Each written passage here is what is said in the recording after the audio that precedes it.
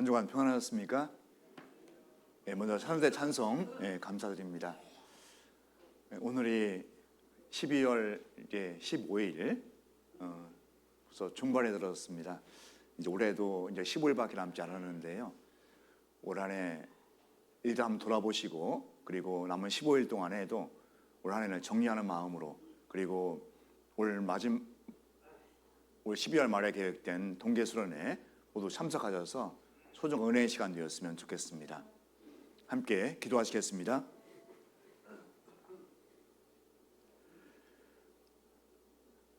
우리에게 베풀어 주신 주님의 사랑과 은혜에 대하여 진심으로 감사를 드립니다. 죄 가운데 이루어져 있던 저희들을 불러 구원해 주시고 예수님의 십자가의 피로 우리의 모든 죄를 용서해 주시며 부활하심으로 말미암아 우리에게 산 소망을 허락해 주신 주님의 은혜에 진심으로 감사를 드립니다. 또한 저에게 교회를 허락해 주시고 교회 안에서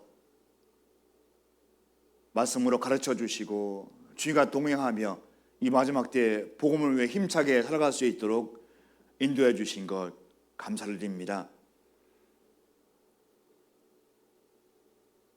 주님 앞에 갈 때까지 우리의 모든 생활 주님께서 다스려 주시고 이끌어 주시고 친히 인도해 주시옵소서. 아직 변화되지 않은 우리의 옛 습성들 많이 있습니다. 또한 주의 마음을 아프게 하는 그런 고집도 많이 있습니다. 말씀으로 가르쳐 주시고 변화되는 삶으로 바꿔주셔서 남은 생에 주님께서 우리를 귀하게 사용할 수 있도록 저희를 인도해 주시기를 또한 간절히 부탁을 드립니다.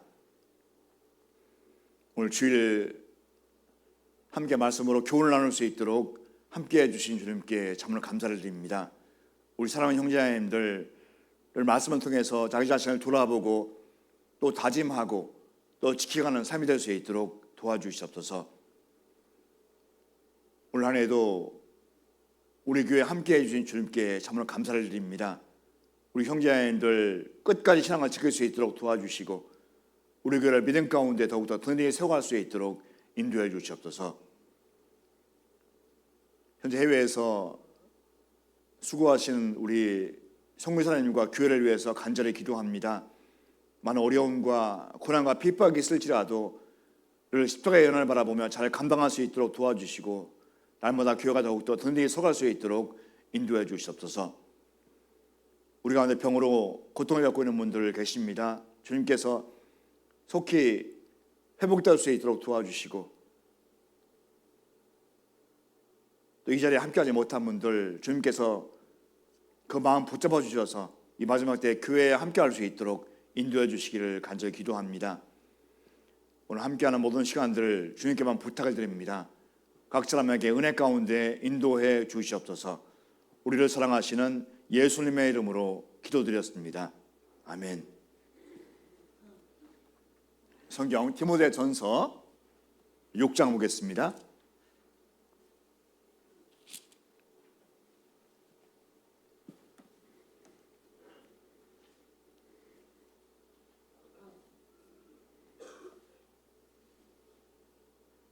디모데전서 6장 11절로 14절입니다.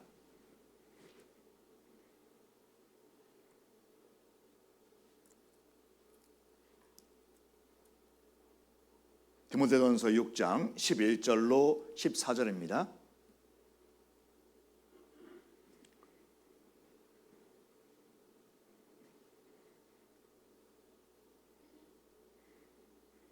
예, 11절로 14절까지 한번 같이 읽겠습니다. 오직 너 하나님의 사람아 이것들을 피하고 의와 경건과 믿음과 사랑과 인자와 온유를 조치며 믿음의 선한 싸움을 싸우라. 영생을 취하라. 이를 위하여 내가 부르심을 입었고 많은 정인 앞에서 선한 증거를 증거하였도다. 만물을 살게 하신 하나님 앞과 본디오 빌라도를 향하여 선한 증거로 증거하신 그리스도 예수 앞에서 내가 너를 명하노니 우리 주 예수 그리스도 나타나실 때까지 점도 없고 책망받을 것도 없이 이 명령을 지키라. 지난 시간에 이어서 오늘도 그 하나님의 사람의 자세라는 주제를 가지고 함께 말씀을 나눠보겠습니다. 구원의 좁은 문을 통과한 그리스도인들은 주님 다시 오실 때까지 좁은 길을 걸어가고 있습니다. 물론 그 길은 많은 어려움이 있고 고난이 있고 핍박이 있고 많은 환난이 존재하지만 가장 값 있는 길이고 가장 영원스러운 길이고 내가 반드시 걸어가야 할 그런 분명한 길입니다.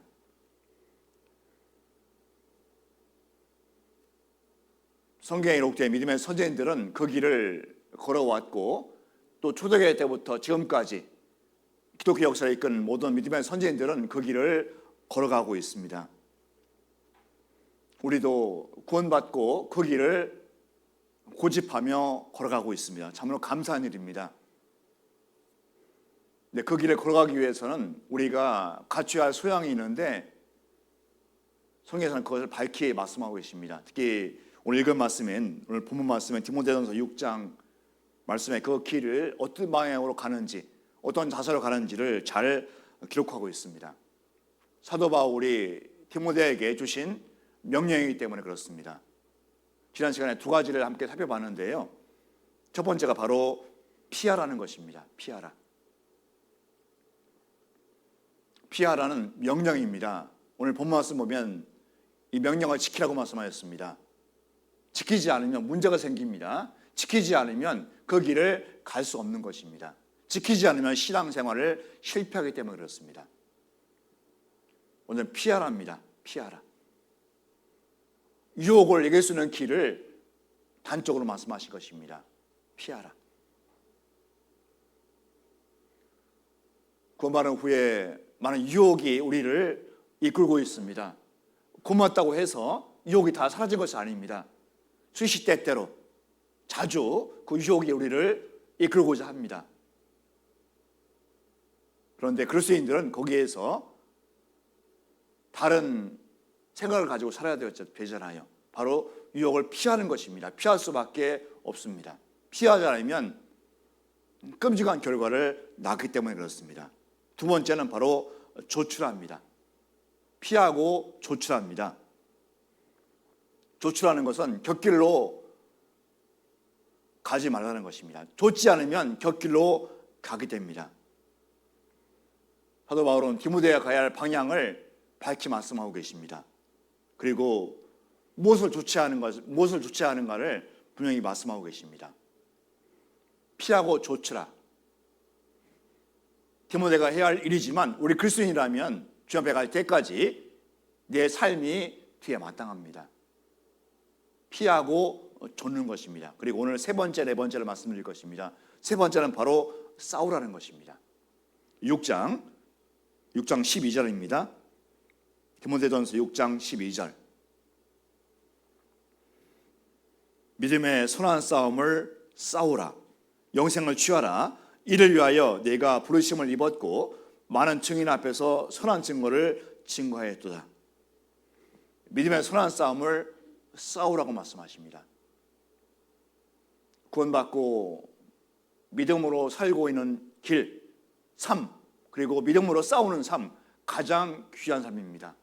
어떤 것과 비교할 수 없는 가장 소중한 삶입니다. 근데 여기 말씀에 기록됐듯이 싸우는 것은 쉽지 않습니다. 나의 마음, 의지, 행동 다 포함하거든요. 나의 마음과 의지, 행동이 함께하지 않으면 싸울 수가 없습니다. 싸우다가 그치는 것이 아니라 싸우다가 넘어지는 것이 아니라 끝까지 싸우라고 말씀하십니다. 이기기 위해서 최선을 다하는 것입니다. 디모데의 사역의 성격을 줄여서 말씀하고 계십니다. 그 싸우라는 말은 헬라 말로 아고니주라고 얘기합니다. 아고니주.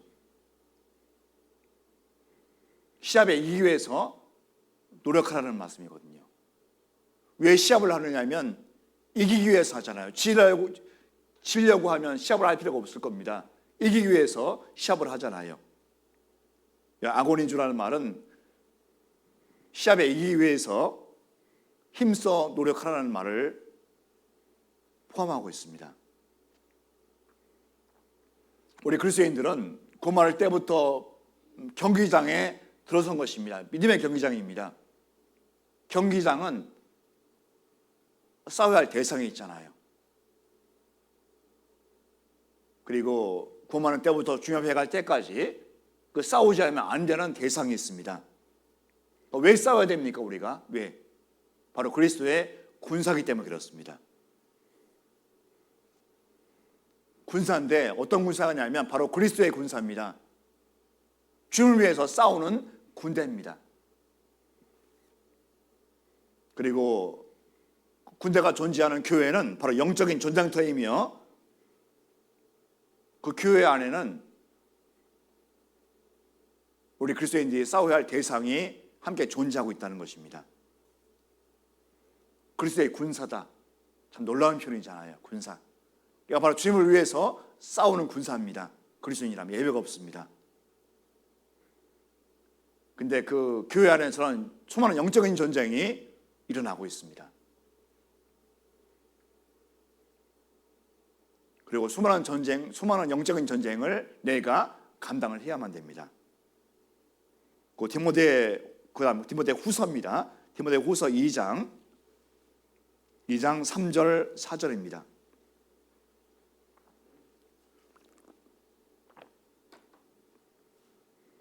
디모데 후서 2장 3절 4절입니다. 같이 읽겠습니다. 내가 그리스도 예수의 좋은 군사로 나와 함께 고난을 받을지니 군사로 다니는 자는 자기 생활에 얽매이는 자가 하나도 없나니 이는 군사로 모집한 자를 기쁘게 하려 함이라. 사도 바울이 디모데에게 하신 말씀입니다. 내가 디모데입니다. 내가 그리스도 예수의 좋은 군사로, 군사인데 어떤 군사냐면 바로 좋은 군사입니다. 이 땅에서도 마찬가지입니다. 군사가 있는데 나쁜 군사가 있고 좋은 군사가 있거든요. 좋은 군사로 나와 함께 고난을 받을지니. 좋은 군사의 특징이 무엇이냐면 고난을 받습니다. 고난을 받지 않으면 좋은 군사가 되지 못합니다. 그런데 고난을 받는데 어떤 고난입니까? 누구와 함께 받는 고난입니까? 나와 함께 고난을 받을지니. 때문에 혼자 하는 것이 아닙니다. 사도 바울과 함께 하는 것입니다. 그리고 주님과 함께 하는 것입니다. 우리도 마찬가지입니다. 고난을 받는데 주님께서 도와주시거든요.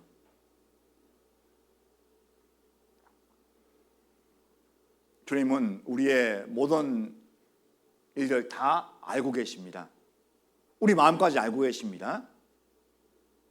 그리고 나약할 때, 연약할 때 도와주십니다.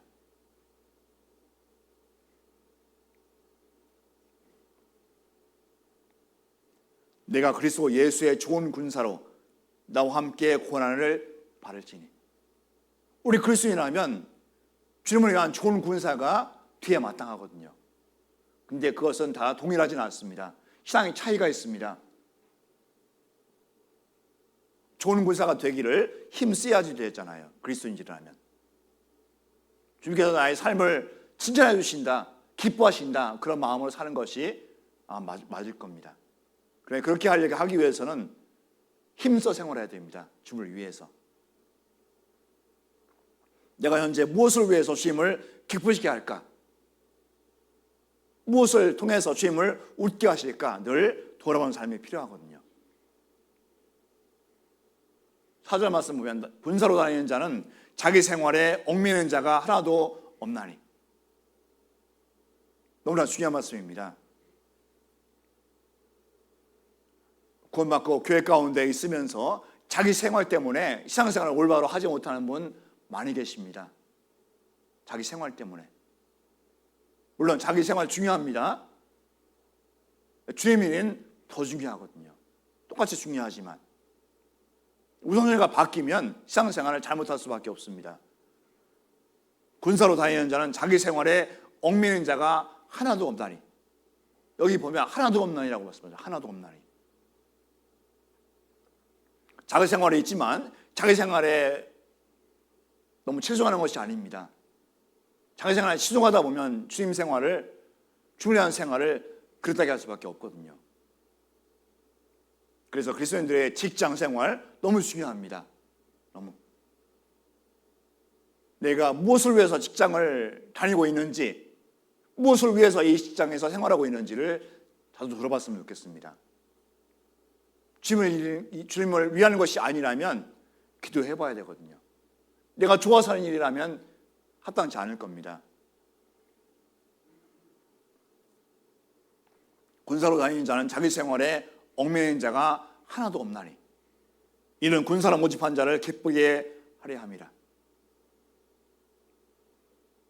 직장 생활 때문에, 자기 일 때문에 취미를 게을려 한다면 돌아봐야 되거든요. 그래서 좋은 군사가 되지 못할 수가 있습니다. 우리는 바로 주님의 군사입니다. 군사는 전쟁을 위해서 준비된 사람이거든요. 싸워야 됩니다. 구약성경에 보면 많은 전쟁이 기록되어 있습니다. 그 전쟁은 다 미리 과거 역사 가운데 이루어진 것입니다. 그리고 그 전쟁에 기록한 이유는 우리에게 특별한 교훈을 주기 위해서입니다. 그리고 성경에 보면 이스라엘 백성이 애굽에서 나올 때 하나님께서는 그들에게 호칭을 하나 주셨는데 바로 여호와의 군대라는 호칭입니다. 이거 잠깐 접어놓으시고요. 성경 출애굽기 12장 보겠습니다. 출애굽기 12장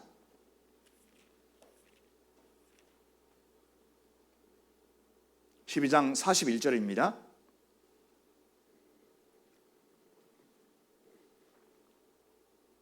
출애굽기 12장 41절.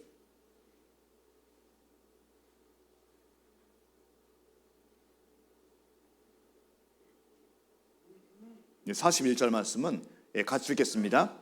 430년이 마치는 그날에 여호와의 군대가 다 애굽 땅에서 나왔은즉. 일단 놀라운 표현이 있는데 여호와의 군대가라고 해서 여호와의 군대. 이스라엘 백성이라고 하지 않고 여호와의 군대라고 표현하셨거든요.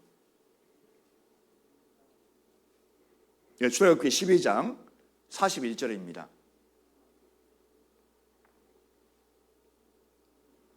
아말렉과의 전쟁, 광야에서의 전쟁, 가나안 최족속과의 전쟁, 기타 수많은 전쟁이 기록되어 있습니다. 그 일을 능히 수행하는 것입니다. 그 전쟁에는 많은 사람들이 동원되어야 합니다. 이 전쟁은 우리 시대 영적 전쟁을 나타낸 것이거든요.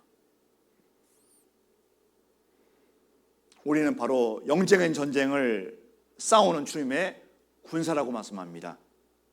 선한 싸움을 위해서 싸우는 군사라고 말씀합니다. 구원받고 주님을 위해서 교회 안에서 싸웁니다. 근데 그 앞에, 그 싸움 앞에 관형사가 하나 표현되어 있는데 바로 선한 싸움이거든요. 주님을 위해서 싸우는 싸움입니다. 그리스도인들은 예외 없이 선한 싸움을 싸우기 위해서 이 땅에 사는 것입니다. 주님을 위해서 싸우는 것입니다. 내가 구원받고 주님을 위해서 싸운다. 너무나 감사한 일입니다. 행복한 일입니다. 가장 가치 있는 일입니다. 성경에서는 싸워야 할 대상을 말씀하십니다. 우리가 싸워야 할 대상. 싸우지 않으면 문제가 생깁니다. 싸우지 않으면 내 신앙에 큰 오점을 남길 수밖에 없습니다. 첫 번째가 바로 우리의 욕심입니다. 욕심. 욕심이 얼마나 강한지 모릅니다. 신앙생활 오래됐는데 불구하고 아직 변하지 않은 것이 있을 수도 있거든요. 바뀌어야 되는데, 변해야 되는데 변하지 못합니다. 그만큼 욕심이 강합니다. 잠언 4장 23절 말씀에 보면 무릇 지켜만한 것보다 더욱 내 마음을 지키라. 생명의 근원이 이에서 남이니라고 말씀하십니다. 무릇 지켜만한 것보다 더욱 내 마음을 지키라. 근데 우리는 알고 있습니다. 마음을 지키는 것이 얼마나 어려운 일인지, 힘든 일인지 우리가 알고 있거든요. 내 육신의 생각, 내 지혜, 내 능력으로는 그 마음을 지키지 못합니다. 무릇 지킬만한 것보다 더욱 내 마음을 지키라. 우리 눈과 우리 귀가, 우리 발이 주님 말씀과 함께 할 때 그거 지킬 수가 있다고 말씀하거든요. 성경 말씀밖에 없습니다. 우리를 지킬 수 있는 길은. 고만 후부터 지금까지 신앙의 게으름과 인색함이 우리를 잡아 이끌거든요. 게으름과 인색함. 그리고 우리 마음과 행동으로 주의 마음을 아프게 합니다. 그렇기 때문에 우리의 연약함을 늘 알아야 됩니다. 돌아봐야 됩니다. 내가 연약하구나. 그러면 포기하는 것이 아니라, 넘어지는 것이 아니라 주님께 더욱더 의지하는 마음으로 바뀌잖아요. 고만할 때 내가 나를 잘 압니다. 그때 고만할 때. 그리고 매일매일 말씀 중에서 나를 더욱더 알아가야 되거든요. 내가 이런 사람이었구나. 이렇게 주님을 대적했구나. 이렇게 주님 마음을 아프게 했구나. 더욱더 알아갑니다. 그러면 더욱더 주님을 의지하는 마음으로 바꿔 생활할 수가 있다는 것입니다.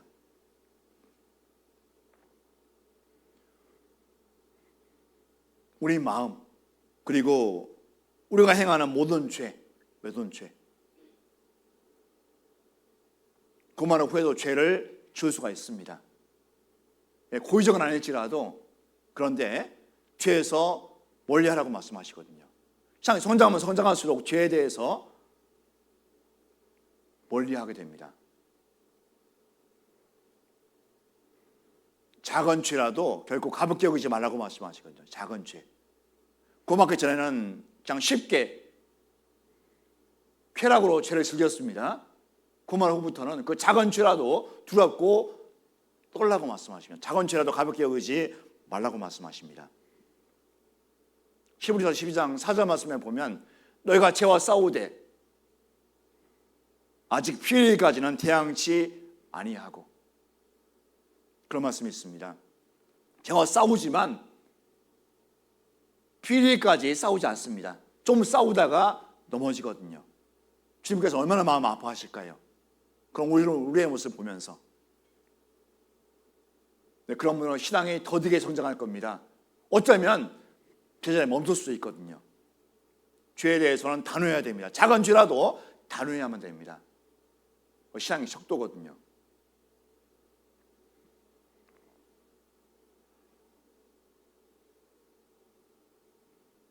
로마서 6장 1절 2절도 말씀하십니다. 찾아보겠습니다. 로마서 6장입니다.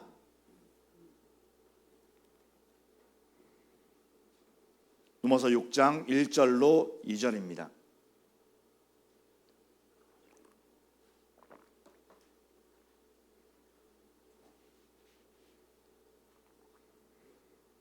로마서 6장 1절로 2절. 그런즉 우리가 무슨 말 하리요? 은혜를 더하게 하려고 죄에 거하겠느냐? 2절 말씀은 같이 읽겠습니다. 그럴 수 없느니라. 죄에 대하여 죽은 우리가 어찌 그 가운데 더 살리요? 죄는 너무나 강합니다.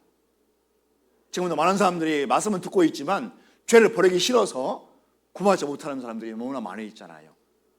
왜 구하지 못하냐면 죄를 버리기 싫은 것입니다. 죄. 그만큼 강하고 질깁니다. 죄가. 회개하고 복음을 믿어야 되는데 회개하기를 두려워합니다. 하지 않습니다. 말씀 앞으로 나오는데 내 것이 되지 않거든요. 그만큼 죄가 강하다고 할 수 있습니다. 구원의 후에도 마찬가지입니다. 죄가 우리를 가만두지 않습니다. 물론 구원하기 전에 지는 죄하고 구원의 후에 지는 죄는 다릅니다. 구원하기 전에 지는 죄는 지옥 갈 큰 죄거든요. 근데 구원의 후에는 지는 죄는 지옥 갈 죄가 아니라 바로 징계의 대상이 됩니다. 주님께서는 우리를 부지런히 징계하십니다. 왜 징계하시냐면 사랑하니까. 깨끗한 그릇으로 삼기 위해서 우리를 징계하시거든요. 징계를 받을 때 바로 돌아와야 됩니다. 바로. 더 이상 가면 안 되잖아요.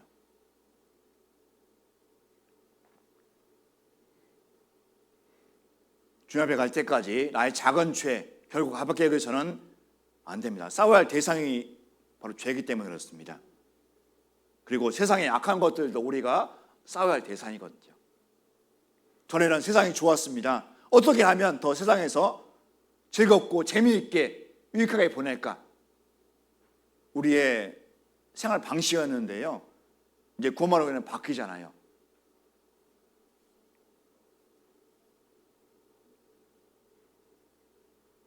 내가 이 땅에 사는 이유를 분명히 알게 됩니다. 내가 이 땅에 왜 사는지 분명히 알게 되거든요.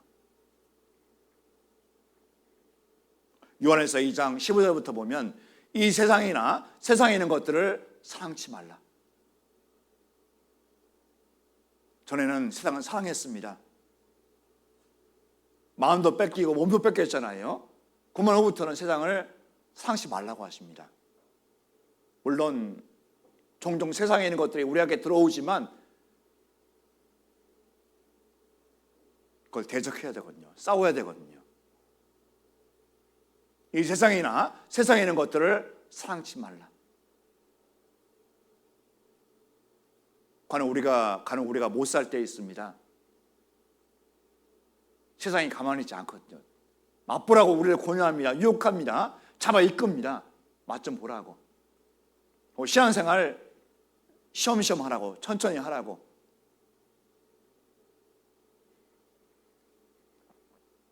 하와가 그 선악과를 보고 느낀 것들을 우리에게 동일하게 제시해 주거든요.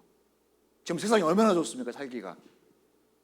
잘못하면 이중적으로 생활할 수 있습니다. 잘못하면 한 발은 세상에, 한 발은 교회에. 마귀는 얼마나 좋아할까요? 그러다가 결국은 세상으로 가게 될 수가 있거든요. 저 지금까지 교회 가운데 있으면서 많은 사람들과 함께 신앙생활을 했잖아요. 지금도 계신 분들이 계시고 안 계신 분들이 계십니다. 어디에? 교회 안에서입니다. 청년 때 함께 교제했던 형제자매들 교회 안 계시는 분들 계시거든요. 세상 가운데 간 것입니다. 지금 우리 시대에는 세상이 가볍지 않습니다. 크게 다가오거든요. 그렇지만 분명한 것은 내가 이 땅에 사는 목적을 분명히 다시 인식하는 것입니다. 내가 이 땅에 왜 살고 있는지, 뭐 때문에 살고 있는지를 돌아봐야 되거든요. 시편 118편 17절 말씀과 같이 내가 죽지 않고 살아서 여호와 행사를 선포하리로다. 내가 이 땅에 죽지 않고 사는 이유입니다. 내가 죽지 않고 살아서 여호와 행사를 선포하리로다. 나의 말과 행동으로 내게 주신 주님의 놀라운 은혜를 알기 위해서 이 땅에 내가 사는 거잖아요. 그거 정답입니다. 그렇게 될 때 세상을 이길 수 있는 힘이 있고 마귀를 이길 수 있는 힘이 있거든요. 내가 이 땅에 왜 살고 있는지를 자주 묵상했으면 좋겠습니다. 마귀는 지금도 우리를 유혹하잖아요. 에덴 동산에서부터 시작된 마귀의 계기가 지금도 극성을 부리고 있습니다. 교회 안에 또 믿는 사람들 안에 극성을 부리고 있습니다. 물론 한 번 구원하는 것은 결코 이루어지지 않습니다. 그런데 신앙생활을 못하게 할 수 있거든요. 믿음을 약하게 만들 수 있습니다. 믿음에서 떠나게 할 수 있습니다. 마귀가. 성경 읽는 일에 게을러지고 교회에서 함께 봉사하는 일에 게을러집니다. 내 일에 바쁘게 되고 내가 좋아하는 데 관심을 두게 만들고 교회와 점점 더 멀어지게 만들거든요. 마귀는 지금도 쉬지 않고 그 일을 하고 있습니다.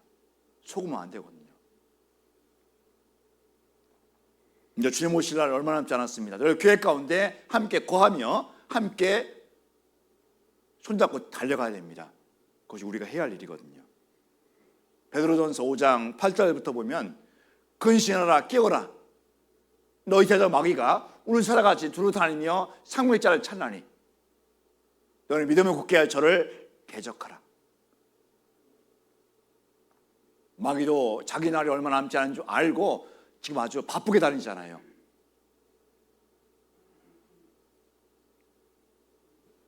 복음 못 전하게 하고 복음 전하는 곳에 다른 복음을 넣어가지고 말씀을 못 듣게 합니다.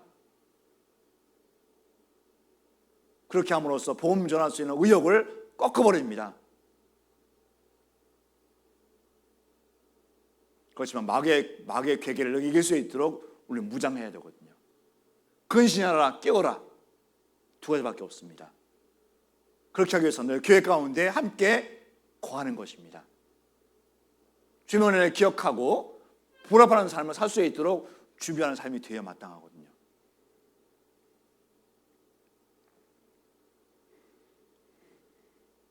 고마울 때 주신 말씀, 그 말씀이 우리를 믿음으로 지켜줍니다. 그리고 평생 동안 그 말씀을 지키는 데 우리가 마음을 뒤야만 됩니다.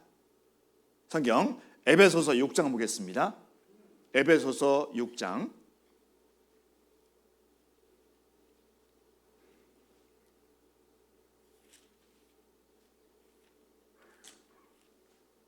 11절로 13절입니다. 에베소서 6장 11절로 13절입니다.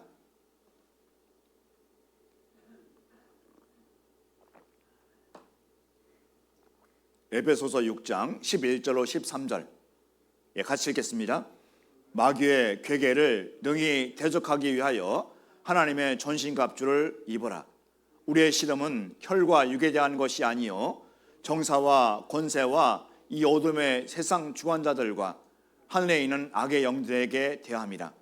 그러므로 하나님의 전신갑주를 취하라. 이는 악한 날에 너희가 능히 대적하고 모든 일을 행한 후에 서기 위함이라. 에베소서는 교회를 위해서 하신 말씀입니다.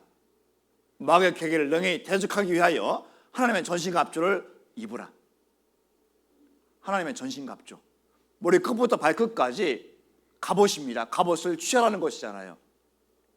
옛날 전쟁할 때는 장군이나 군사들은 갑옷을 입고 전쟁터에 나갔습니다. 마찬가지로 우리가 갑옷을 입으러 가십니다. 하나님의 전신갑주입니다. 바로 말씀을 얘기합니다. 머리 끝부터 발끝까지 말씀으로 무장할 때 마귀의 괴계를 능히 이길 수 있는 힘이 주어집니다. 이길 수 있습니다. 그런데 과연 우리는 얼만큼 말씀을 묵상하며 지키고 있는지는 다르거든요.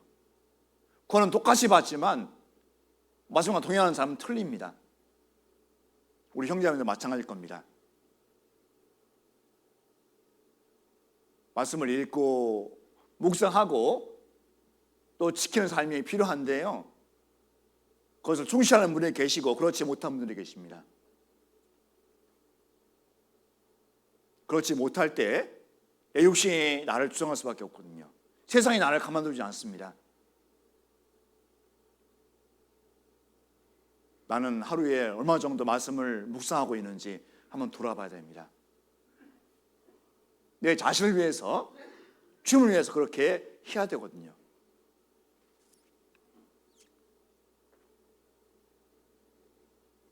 마귀의 괴계를 능히 대적하기 위하여 하나님의 전신갑주를 입어라. 취하라고 말씀하십니다. 말씀과 동행하는 삶, 가장 귀한 삶이거든요. 말씀은 듣고 읽고 암송하는 이유가 바로 순종하기 위해서입니다. 지키기 위해서입니다. 그 연결이 되어야 되거든요. 나는 과연 얼만큼 말씀에 순종하고 있는지 한번 돌아보는 것이 필요합니다.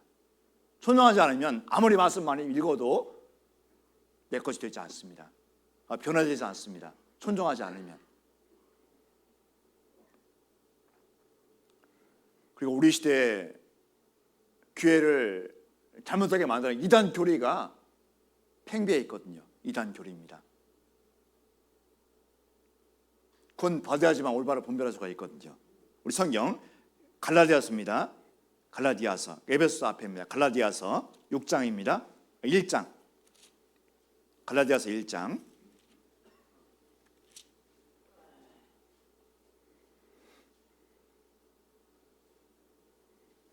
1장 6절부터 9절까지입니다. 갈라디아서 1장 6절로 9절입니다. 그리스도의 은혜로 너희를 부르신 이를 이같이 속히 떠나 다른 복음 전하는 것을 내가 이상히 여기노라. 다른 복음은 없나니 다만 어떤 사람들이 너희를 요란케 하여 그리스도의 복음을 변하려 함이라. 8절 9절 말씀은 같이 읽겠습니다.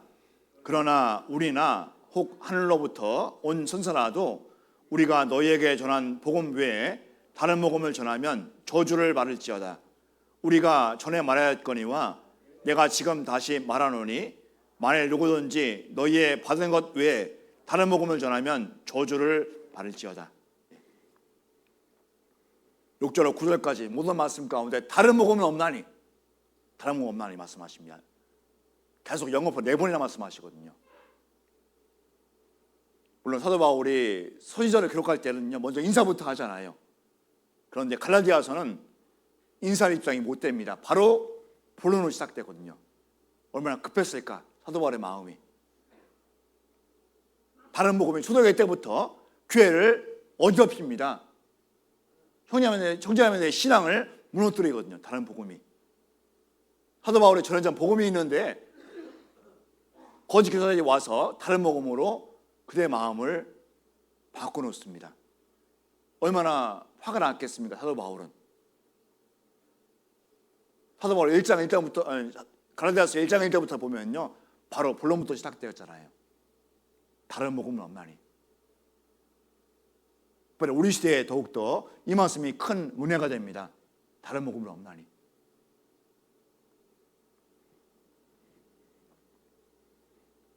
안타까운 것은 그 복음을 가슴이 아니라 머리로 가르치는 거예요. 가르치는 거. 교리로만 가르칩니다. 복음을.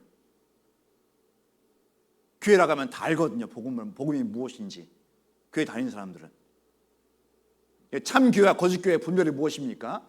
참 교회는 그 복음을 위해서 목숨을 내놓습니다. 참 교회 성도들은. 그런데 그렇지 않으면 목숨을 내놓지 않거든요. 그건 다른 점입니다. 복음은 똑같이 가르치지만 참 교회는 복음을 위해서 목숨을 내놓습니다. 그리스도의 증거잖아요.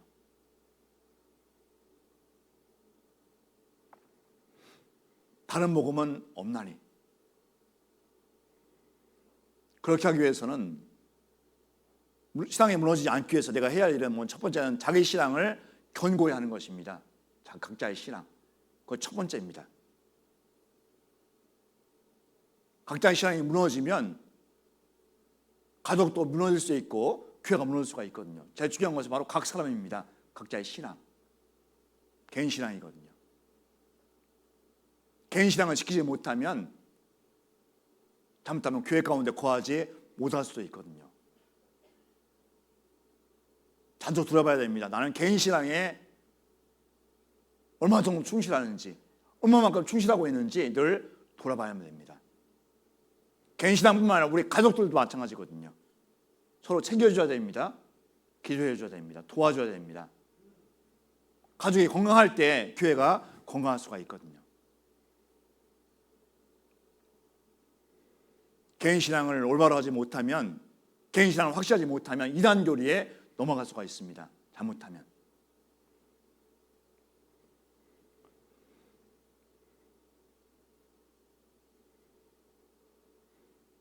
우리는 구원받을 때부터 전쟁터에 들어섰습니다. 그 전쟁터 안에는 싸움이 진행되는데 그 싸움은 결코 쉬운 싸움이 아닙니다. 결코. 그리고 그 싸움은 쉽게 끝나지 않습니다. 구원받을 때부터 주 앞에 갈 때까지 계속 싸워야 되거든요. 계속. 쉽지 않고 그리고 끝까지 싸워야 됩니다. 그리고 내가 그 전쟁터 안에 있다라는 것을 늘 기억해야 됩니다. 내가 이 전쟁터 안에 있다.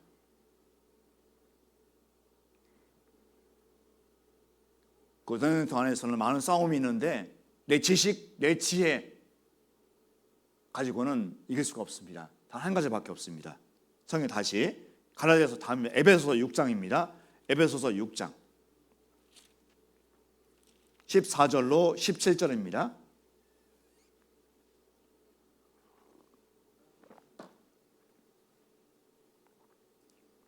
에베소서 6장 14절로 17절입니다.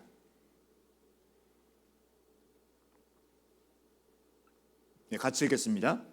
그런즉 서서 진리로 너희 허리띠를 띠고 의의 흉배를 붙이고 평안의 복음에 예비하는 것으로 신을 신고 모든 것 위에 믿음의 방패를 가지고 이로써 능히 악한 자의 모든 화전을 소멸하고 구원의 투구와 성령의 검 곧 하나님의 말씀을 가지라. 영적인 전쟁에서 승리할 수 있는 길을 밝히 말씀하십니다. 이 길밖에 없습니다. 이게 이외에는 승리할 수가 없다는 것입니다. 맨 마지막 17절에 보면 하나님의 말씀을 가지라, 가지랍니다. 구원 받을 때 그때 갔습니다. 구원 후부터 매일매일 가져야 되거든요. 주님 말씀을. 근데 그거 틀립니다. 가는 분이 계시고 갖지 않은 분이 계시거든요.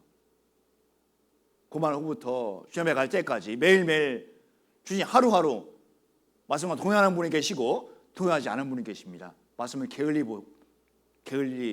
여기는 분이 계시거든요. 그럼 문제가 생길 수밖에 없습니다. 신앙에 문제가 생깁니다. 진리로 너희 허리띠를 띠고, 허리가 바로 힘이 있잖아요. 허리가 바로 진리입니다. 말씀이거든요. 진리의 허리띠.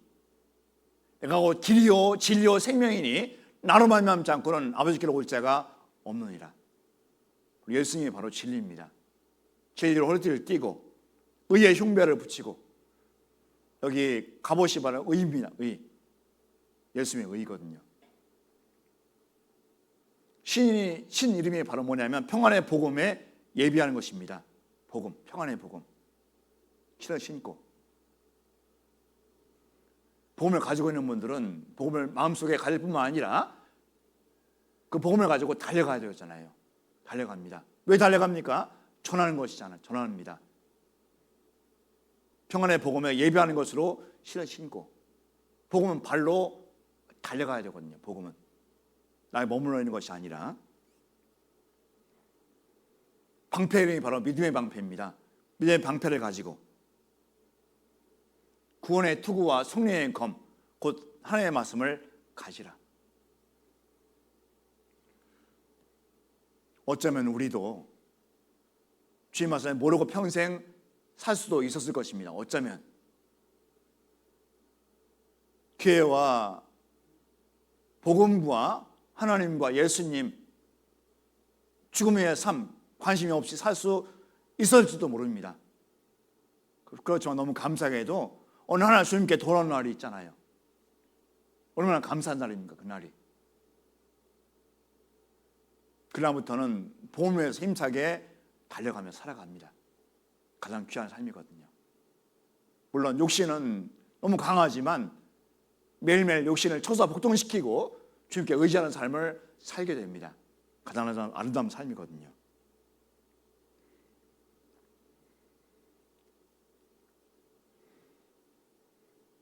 영적인 전쟁에서 승리할 수 있는 유일한 길은 바로 말씀을 지키는 것입니다.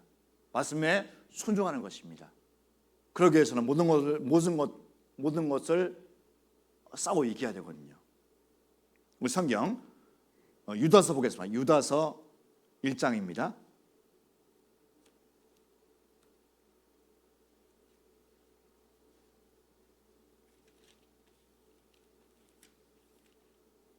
요한계시록 앞에 유다서 1장 3절입니다. 유다서 1장 3절.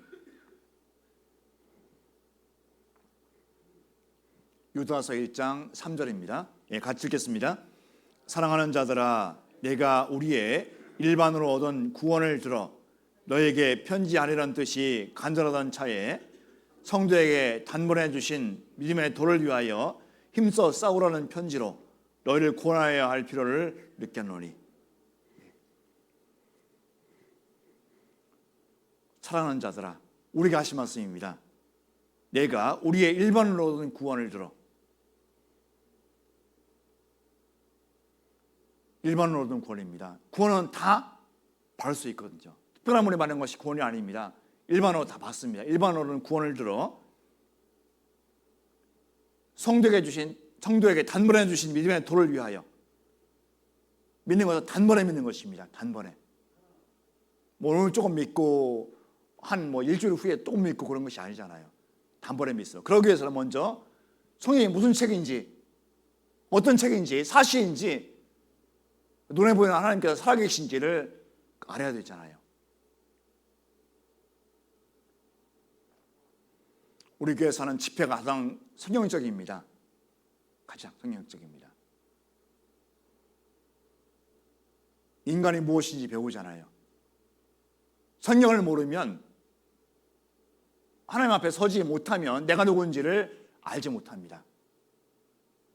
세상 사람은 거기에 관심이 없습니다. 우리도 그랬잖아요. 하나님 앞에 올바로 설 때 내가 누군지를 분명히 알 수 있습니다. 내가 누군지, 이 땅에 왜 태어나는지, 그리고 무엇 때문에 살고 있는지, 죽으면 어떻게 되는지를 분명히 알 수 있다는 것입니다. 하나님 앞에 서볼 때.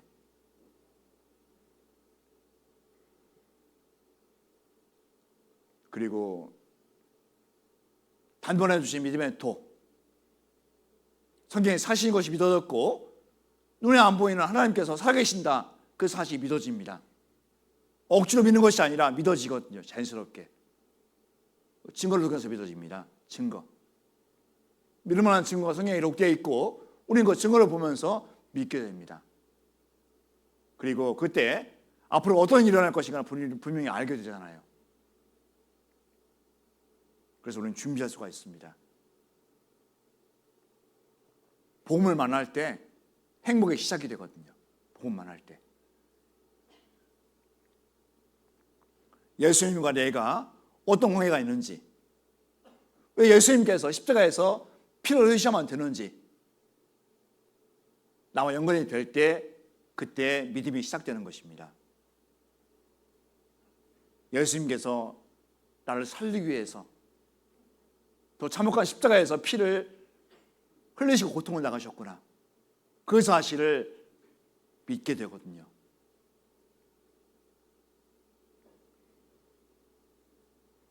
그것이 바로 구원의 복음입니다. 그때부터는 삶이 바뀝니다. 이전의 삶이 아니라 이전 것을 지나가서니 보라 새 것이 되었도다. 새 삶을 살아갑니다. 이전 것이 크게 보이지 않습니다. 우리 주 주님입니다. 주님.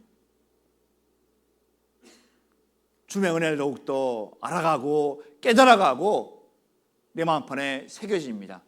그러면 그 은혜를 힘입어 많은 것을 이길 수가 있거든요. 이길 수가 있습니다. 그리고 조금 있으면 주님을 이제 만납니다. 잠시 후면.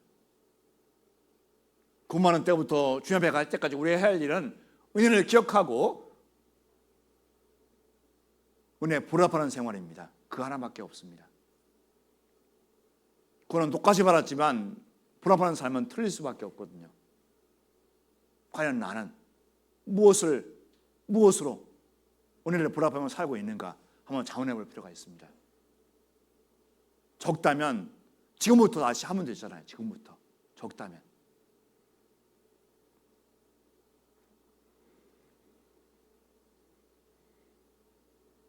다시 오실 주님 앞에 설 때까지 싸워야 됩니다. 그 싸움이 바로 선한 싸움입니다.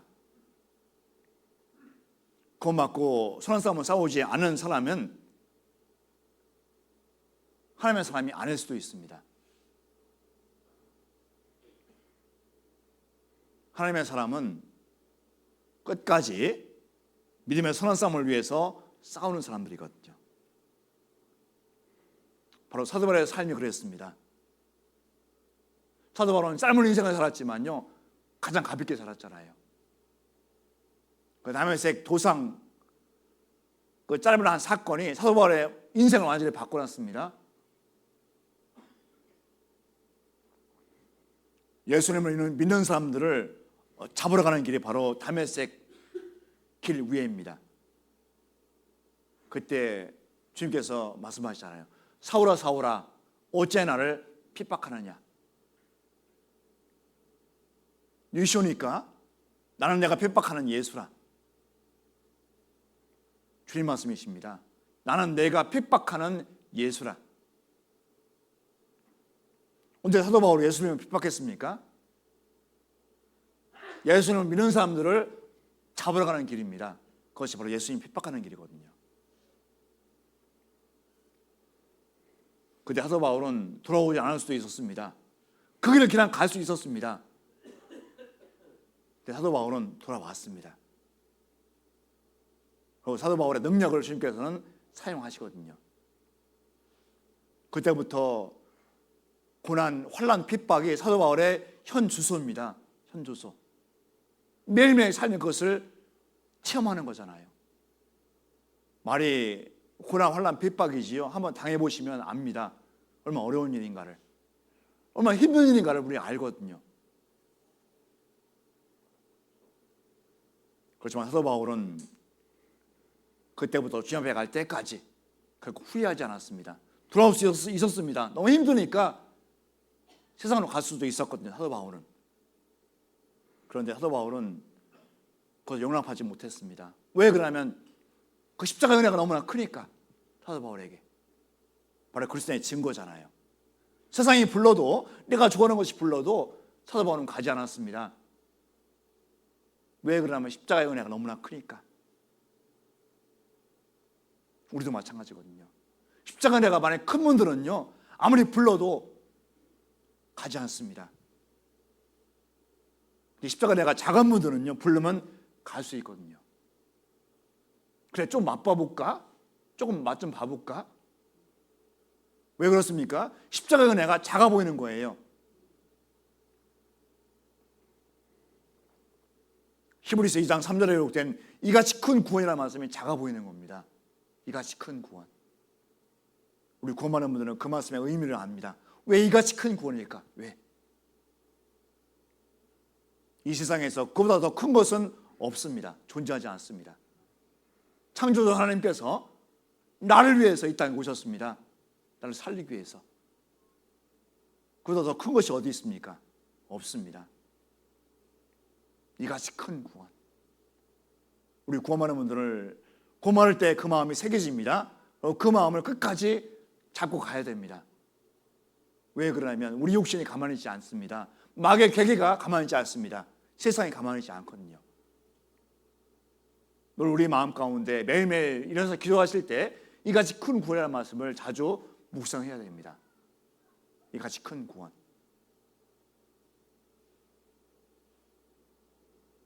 그 마음이 커질 때 있잖아요. 주님께서 더욱더 깨닫게 도와주십니다. 말씀을 읽다가 깨달을 때 얼마나 좋습니까? 얼마나 행복하잖아요. 그런 시간이 많아야 됩니다. 주님 앞에 갈 때까지.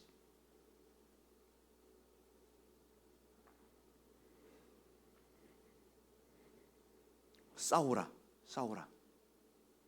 물론 그 단어 쓸 때마다 힘듭니다. 나의 거 다 요구하거든요. 나의 마음, 행동 다 요구하거든요. 그렇지만 아깝지 않습니다. 주님을 위해서라면. 싸워야지만 내 믿음이 지켜진다는 것입니다. 싸우지 않으면 안 지켜집니다. 왜 실패합니까? 싸우지 않습니다. 싸우다가 넘어집니다. 주저앉습니다. 다시 일어서야 되는데 그냥 주저앉거든요. 그런 모습이 우리의 모습이 되어서는 안 될 것입니다. 이 마지막에는 지키랍니다. 본문입니다. 디모데전서 6장 14절입니다. 디모데전서 6장 14절.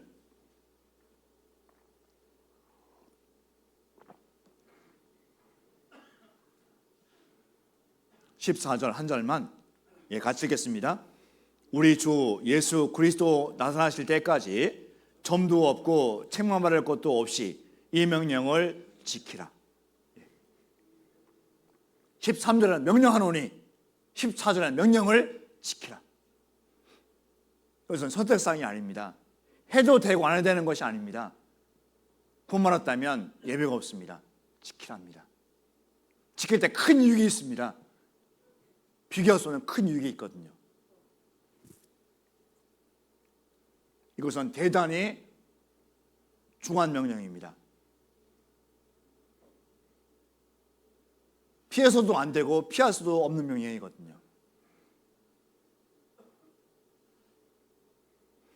내가 너를 엄히 명하노니, 그런 말씀하십니다.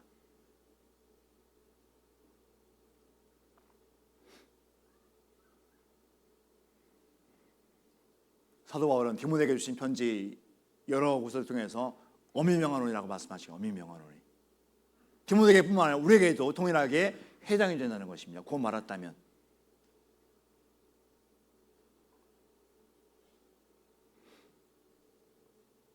지키라, 지키라. 지키라는 명령 안에는 지키지 않으면 문제가 생깁니다. 지키지 않으면 신앙을 끝까지 이어질 수가 없거든요. 지키지 않으면. 근데 지키는 것이 쉽지 않습니다. 근데 내가 해야 됩니다. 그렇게 될 때 좁은 길을 고집할 수가 있습니다. 아무리 넓은 길이 불러도 좁은 길을 고집할 수가 있거든요. 지킬 때 그렇습니다. 지키라는 말씀은 파수꾼에서 유래한 단어입니다. 파수꾼. 저도 군 생활을 교도소에서 했습니다. 어떤 분은 또 이것을 오해해가지고 저 목사님 교도소 갔다 왔대. 그렇게 하는 사람도 계셨거든요. 군 생활을 교도소에서 했습니다. 지금은 이제 그런 군인이 없어졌는데요. 교도소에서 군복무를 하는 분들이 계셨습니다. 제 있을 때는. 경계 업무를 하고 있는데, 개호 업무를 하고 있는데, 경계와 보호하는 일을 하거든요. 죄수들을 경계하고 보호하는 일을 합니다. 그리고 밤마다 그 파수대 있잖아요. 교도소에서 제일 큰 높은 곳이 있습니다. 손으로 지킵니다. 이상이 없는지. 그리고 소장님이나 보안과장님 지나가면요, 인사를 하거든요. 근무 이상 없습니다. 지금도 그거 기억나는데요. 그게 바로 파수대입니다.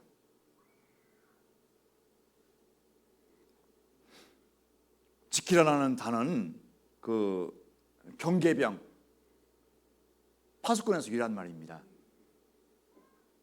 파수꾼 하는 일이 무엇입니까? 지키는 거잖아요. 파수꾼이 졸면 적이 들어옵니다. 엄히 경계해야 되거든요. 철저하게 지키는 일입니다. 그 지키는 일에 목숨을 걸어야 됩니다. 마찬가지로 하나님의 일꾼들은 바로 파수꾼인데, 어떤 파수꾼입니까? 복음의 파수꾼입니다. 복음을 지키는 분들입니다.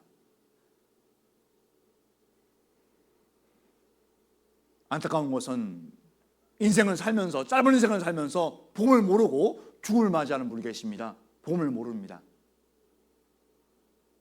너무 안타까운 거잖아요. 복음으로서 살아나야 되는데 복음을 알지 못하고 죽음을 맞이합니다. 하나님의 사람들은 예의 없이 복음을 깨달았고 복음으로 살고 있습니다. 복음을 지키기 위해서 살고 있습니다. 우리 성경 에스겔 3장 보겠습니다. 에스겔 3장 17절입니다.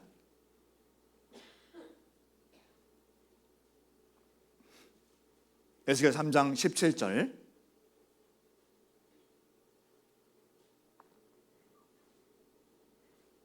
구약성경 1153페이지입니다. 에스겔 3장 17절. 같이 한번 읽겠습니다.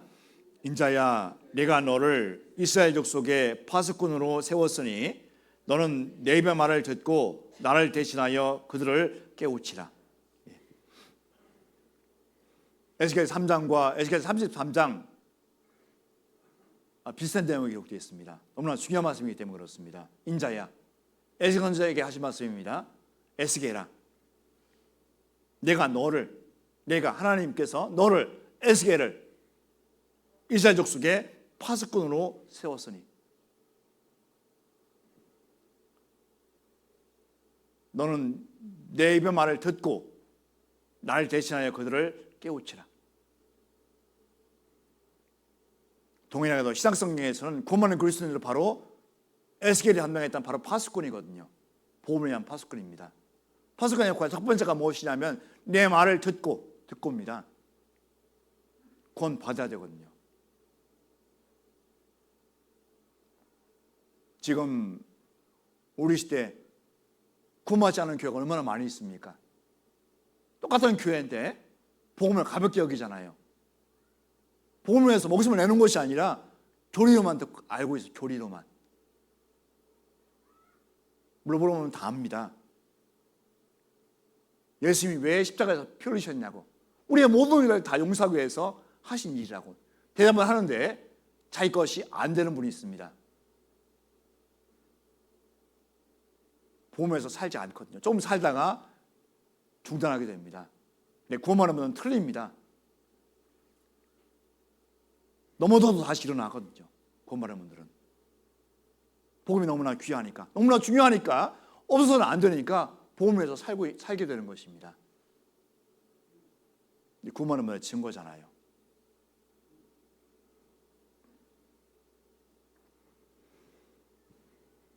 내가 너를 대신하여,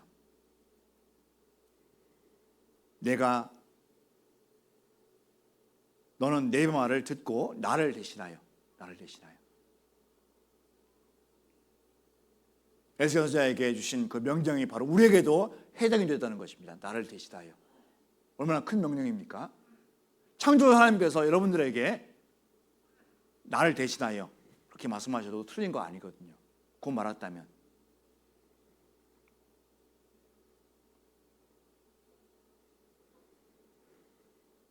복음의 파수꾼이다. 바로 우리의 이 땅에서 삶의 목표일 것입니다. 그리고 그 명령을 언제까지 지켜야 됩니까? 언제까지? 주 예수님께서 다시 나타날 때까지라고 말씀하십니다. 다시 오실 때까지. 구원받는 때부터 주님 다시 오실 때까지 그 명령을 지키는 삶이 바로 그리스도인의 삶이자 우리의 삶이 되어야 됩니다. 나의 삶이 되어야 됩니다. 쉽지 않지만 가장 귀한 삶이잖아요.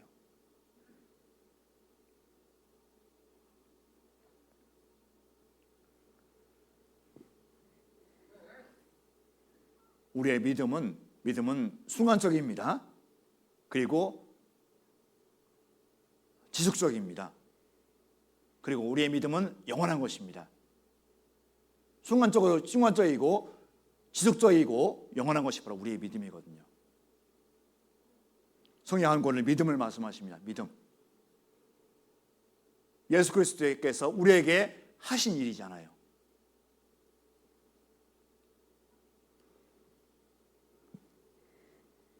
그 지키라는 삶은 구원할 때부터 주님 다시 오실 때까지 계속 우리에게 해당이 되어야만 됩니다. 성경 잠언 7장 보겠습니다. 잠언 7장 1절 2절입니다.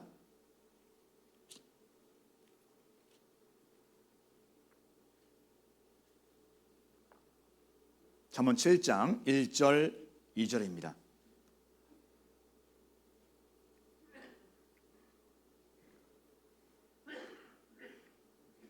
잠언 7장 1절 2절 같이 읽겠습니다. 내 아들아 내 말을 지키며 내 명령을 내게 간직하라. 내 명령을 지켜서 살며 내 법을 내 눈동자처럼 지키라. 내 아들아. 물론 신약성경 신약시대 때는 구원하는 그리스도인에게 하신 말씀이라고 해도 틀린 말이 아닙니다. 바로 우리에게 하신 말씀입니다. 여러분들에게. 내 아들아 내 말을 지키며 성경 말씀을 지키는 것입니다. 내 명령을 내게 간직하라. 지키기 위해서는 간직해야 되잖아요. 간직. 말씀을 많이 듣고 읽고 묵상하고 지키는 것입니다. 단계입니다. 많이 들어야만 됩니다. 믿음은 들으면서 나면라는 말씀대로 많이 들어야 되거든요. 그런 말씀을 묵상하고 또 지키는 삶이 우리에게 해당이 되어야만 됩니다. 내 명령을 지켜서 살며 내 법을 내 눈동자처럼 지키라. 내 법을 내 눈동자처럼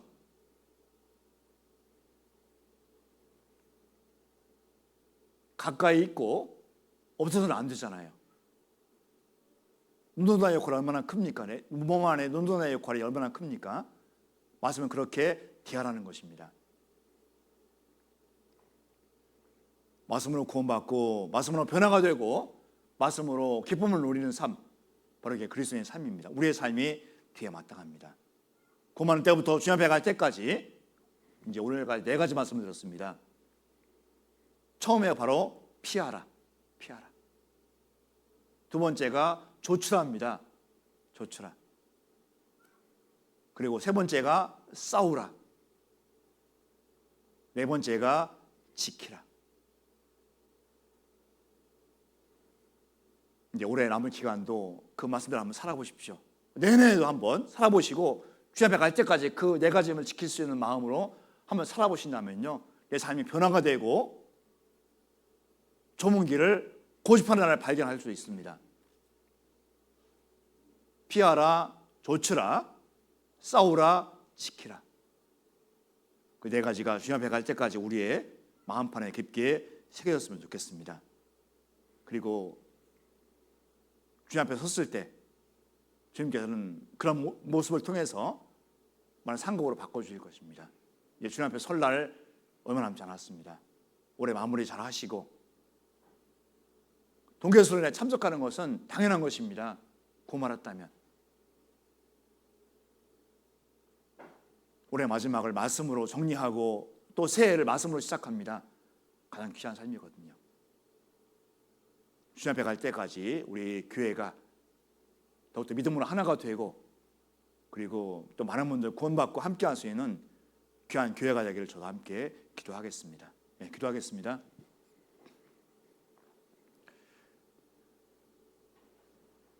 우리의 소망과 생명이 되시는 우리 아버지 하나님, 참으로 감사를 드립니다. 짧은 인생 가운데 복음을 만나게 해주시고 예수님께서 하신 놀라운 사역을 통해서 우리의 모든 죄를 용서해 주신 것을 알게 해주신 주님께 참으로 감사를 드립니다. 주님 앞에 갈 때까지 늘 복음으로 우리를 지켜주시고 또는 복음을 위해서 힘차게 달려갈 수 있도록 우리의 삶을 친히 인도해 주시옵소서. 구원받은 후부터 지금까지 또 올해 지금까지 지켜주신 것 참으로 감사를 드립니다. 주님 앞에 갈 때까지 몸된 교회 안에서 형제자매를 사랑하며 복음에 힘차게 살아갈 수 있도록 저의 삶을 친히 인도해 주시옵소서. 우리 형제자매들 끝까지 복음을 지키고 살아갈 수 있도록 도와주시고 함께해 주시기를 간절히 기도합니다. 이제 주님 오실 날 얼마나 남지 않은 것 잘 알고 있습니다. 우리 자신을 돌아보고 더욱더 구원의 확신을 가지고 살아갈 수 있도록 인도해 주시옵소서. 우리 나머지 모든 삶 주님께만 의지하오며 우리를 언제나 사랑하시는 예수님의 이름으로 기도드렸습니다. 아멘. 찬송하시겠습니다. 찬송가 367장입니다. 찬송가 367장 찬송하시겠습니다.